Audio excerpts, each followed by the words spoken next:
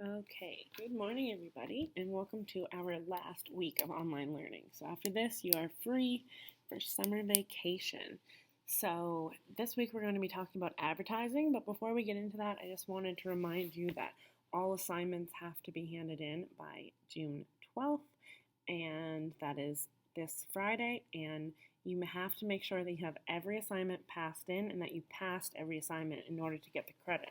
So last week I sent you an email that outlined how many assignments you were missing, or maybe, and also if you had any assignments that you maybe didn't pass, to let you know that you need to redo them or up them.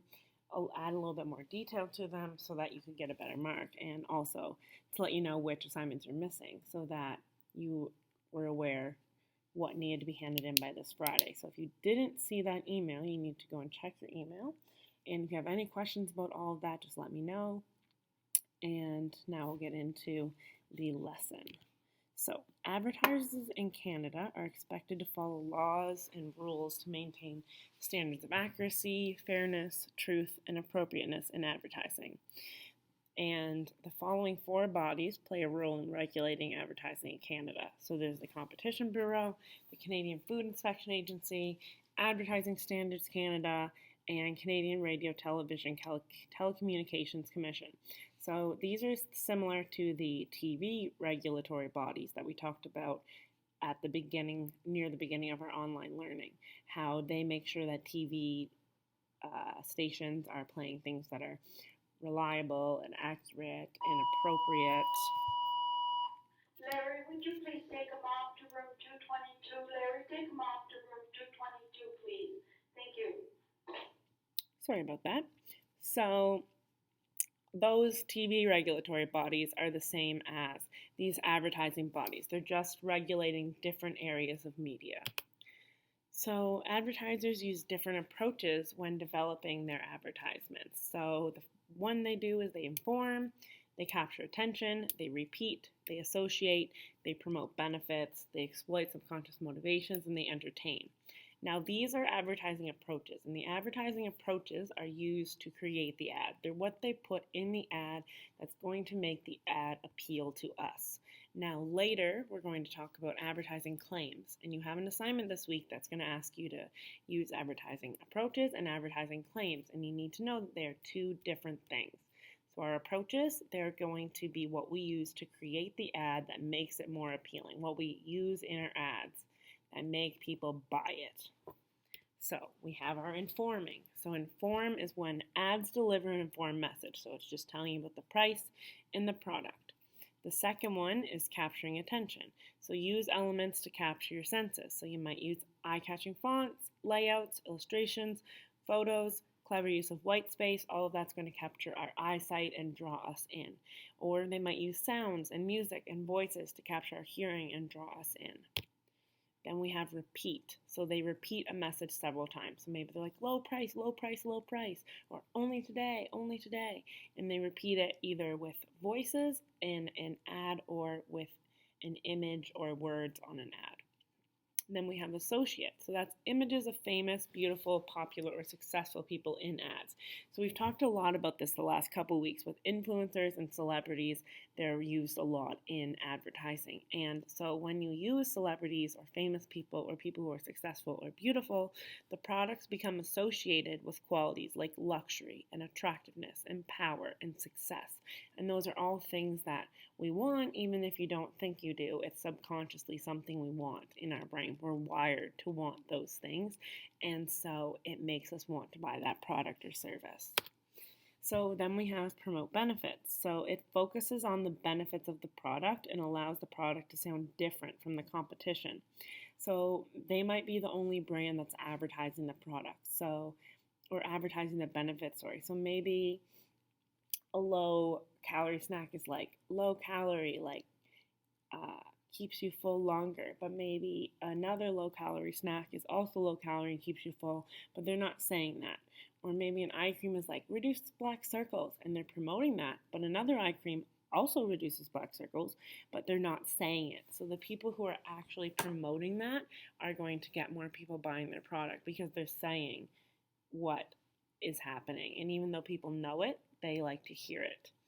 And then the next one is exploiting our subconscious motivation. So this is kind of similar to associate in the way that we subconsciously want to be powerful and successful, but this way they use it, they exploit our motivation. So they use ads that appeal to our subconscious wants to be successful, attractive, powerful, rich, and feel loved. So they use the success, attractive, and powerful, but they also add in things like feeling loved, like when there's a heartwarming advertisement with a family or a dog, things like that.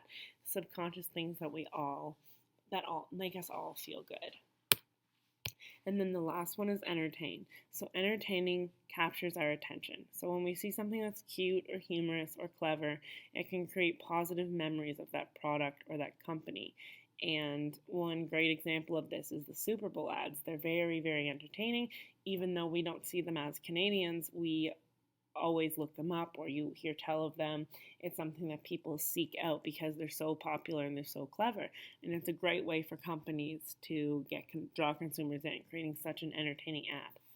So remember, these approaches are how you make the ad appealing, what you do to make us as consumers want to buy the product. Now, these are advertising claims. So advertising claims are what a company promises to the consumer. It's like the words that they use in the ad, like what their information is saying. So the advertising approaches that talked about different information, like maybe promoting benefits or informing, and those are approaches that they use, but the claims are the actual words that they say. And so this has a spotty history because a lot of people would say one thing, but their product wouldn't do it. But we have those regulatory bodies, the laws and regulations that require our advertisers to stick to the truth in their claims. And if their claim isn't truthful, then they have to change it. They can't be doing that. They can be sued, they can lose a whole lot of money. So advertisers use different techniques to suggest or imply more than is promised. So this way they can use tricky wording to suggest more, but their product might not actually do it. So the first one is the unfinished claim.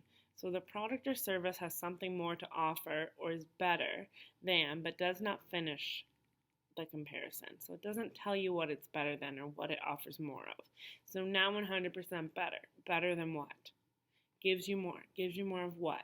That's just a blanket statement. It doesn't tell you anything about the product. They could change one little thing and then that would be an okay statement to say. Number 2 is the weasel word complaint. So uses a word that makes all that follows it practically meaningless. So virtually spotless or made with beef. Virtually spotless, so say you're buying a Swiffer and it's like, leaves your floors virtually spotless. So that means they can still be dirty. Virtually just it makes spotless meaningless, or made with beef. So what else is in it? It might not just be beef. Number 3 is the word different and unique claim. So ad claims there's nothing else like this product or service being advertised. This implies superiority, that nothing is better. So only Dunkin's coffee has this unique taste, or only Tim Hortons donuts taste this good. But all donuts taste good and all coffee has a unique taste. So they're just trying to sound different and better to appeal to you. Number 4 is the water is wet claim. So that means that it's stating something obvious about the product. So we know water's wet. So Fantasy Eyeshadow adds color to your eyes. Or Neutrogena Moisturizer moisturizes your skin. Evian water hydrates you. So just something completely obvious. But for some reason, it appeals to us and makes us buy that product. Number 5, the vague claim. So the ad uses meaningless words as well as emotional and subjective views that cannot be verified. So for skin like a baby, a new hair color that will make you feel younger. So there's no way to actually verify if a hair color will make you feel younger or that your skin is like a baby. So these are meaningless claims that are very subjective. It could be implied for one person but not another. And as long as one person says that they feel that way, it can be a valid claim in an advertisement. So number 6 is the endorsement or testimonial.